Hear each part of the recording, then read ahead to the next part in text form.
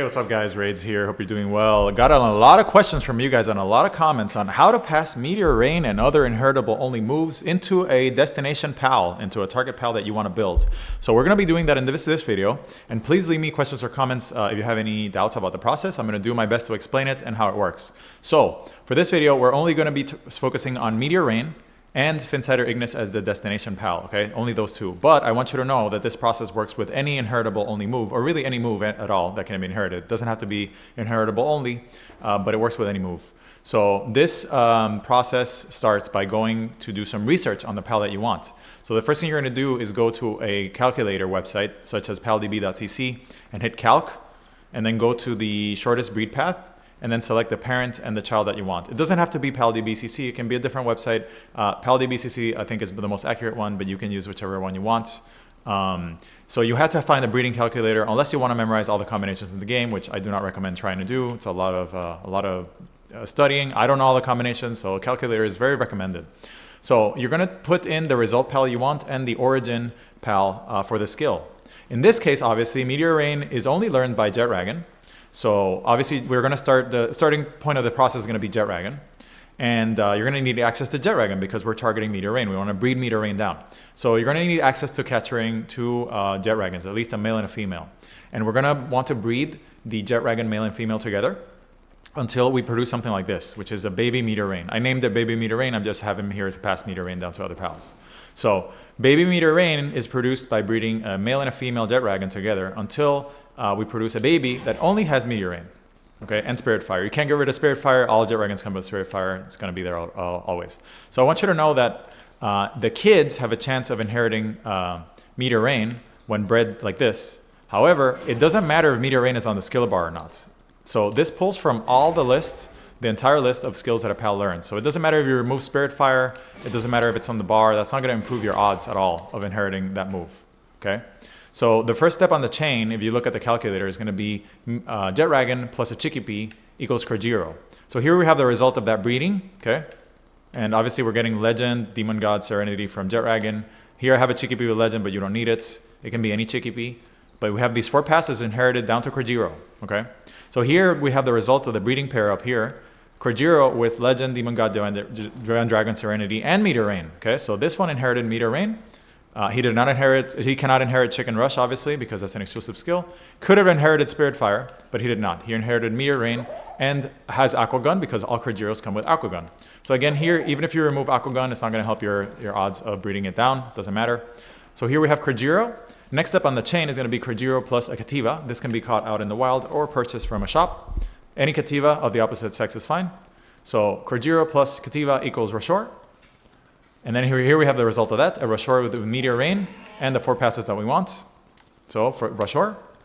Rushoar plus Cattiva equals Finsider. So here we have a Finsider that has, again, Meteor Rain inherited down from the Rushoar with the 4 passes that we want.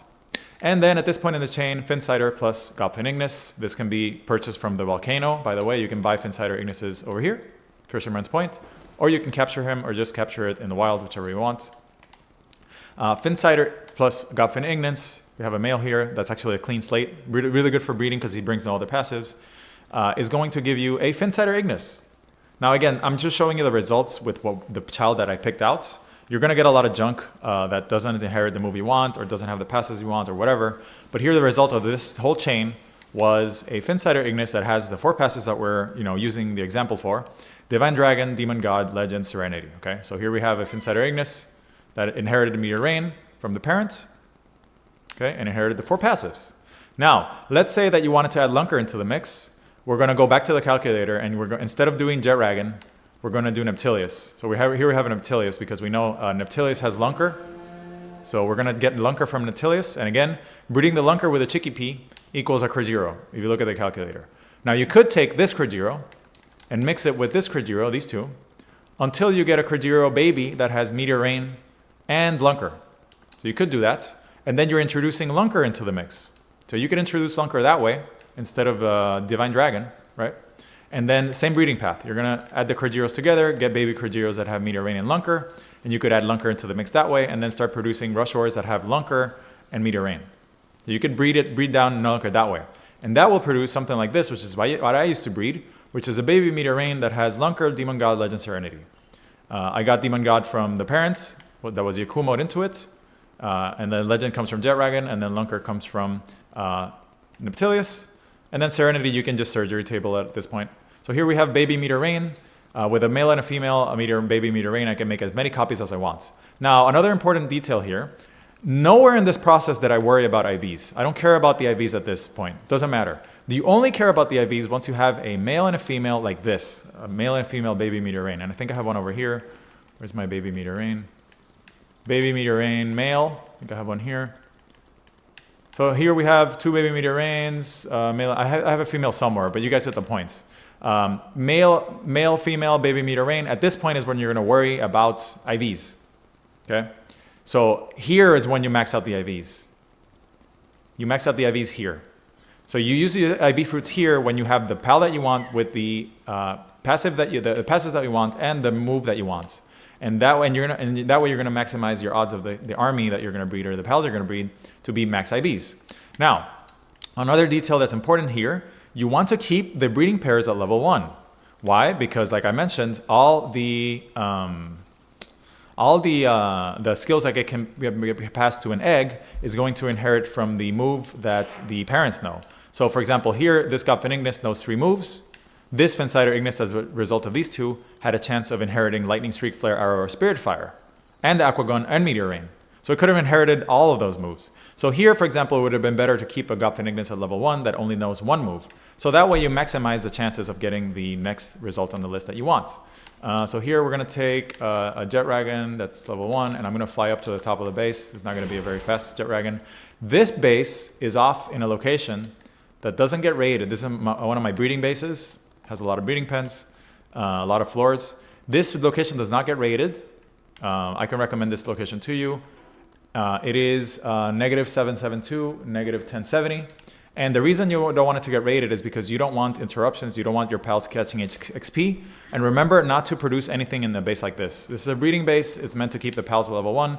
You're going to see that the breeding pairs I use, for example, at level 1, or in this case, I made a mistake and they caught some XP. So here, for example, I have 2 Bastagors that only know Blizz Double Blizzard Spike, male and female, and I call them Baby Spike. And they're only used for making more Bastagors that have Double Blizzard Spike. So here, for example, I want to keep them at level 1. Okay. These are just Walaskas for trashing materials, so ignore those. But this, for example, you want to keep them at level 1. You don't want the XP base catching, the breeding base catching XP. You don't want that. Okay. So make sure that you don't produce stuff. That's why you want the breeding base to be separate from your main production base. So in this case, here I want to avoid those pals. I might go off and kill them, but I'm not going to run into them. I just want to keep no experience in this space because I don't want breeding pairs that are level 1 to get XP and level up. I don't want that. So I hope that helps somebody out there and that answers your questions about the breeding process. Again, here is a tree, and the website is going to be paldb.cc. And this is the tree. You can use this method to basically make pals with any combination of inheritable skill and passives that you want. Now remember, some skills cannot be passed, such as Star Mine from Selene or Beam Comet from Jetragon. Those are unique exclusive skills. Or another example of that would be Trigger Happy from Finsider Ignis. You cannot pass that down. So pretty much works for any pal that breeds with each other. Cannot pass exclusive. You cannot pass inheritable moves to legendary only pals. So for example, Jetragon. You cannot put Double Blizzard Spike on a Jetragon because it only breeds with itself, right? To make other Jetragons. So Belanor is the same thing. Xenolord. The new Terraria pals also only breed with themselves. So you cannot get certain pals with some moves. But yeah, that's how it works. And I hope that answers some of your questions. That's how you get Meteor Rain into a Finsider Ignis or any other pal.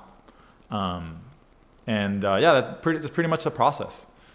Check out paldb.cc, check out the calculator, play around with it. And remember, shortest breeding path on the left and destination pal on the right. So always start with the move you're targeting. If you were to breed Double Blizzard Spike into a pal, you start with Frost Saline here, and then shortest breeding path to what you want. So again, thank you for watching and for your comments. I really appreciate the discussion and the support that you guys have given the channel. And I hope that helps somebody out there make the pals that you want with as minimum effort as possible. So that's how I think about it, and that's how I do it. Thank you guys for watching, and I will see you guys on the next one.